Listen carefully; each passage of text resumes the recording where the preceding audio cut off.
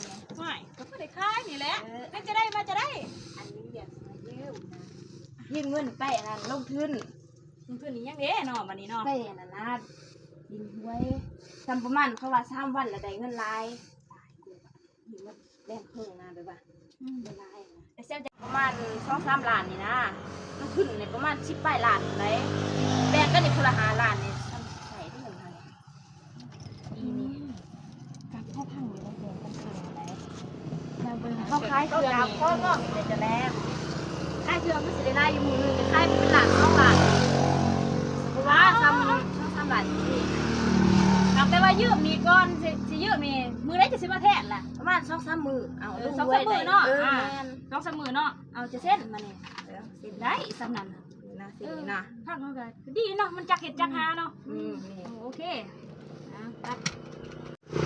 ไปก็เด้อสันเมื่อ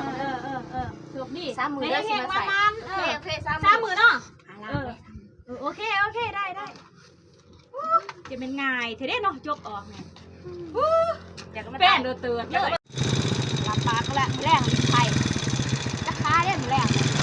ค้าก่อน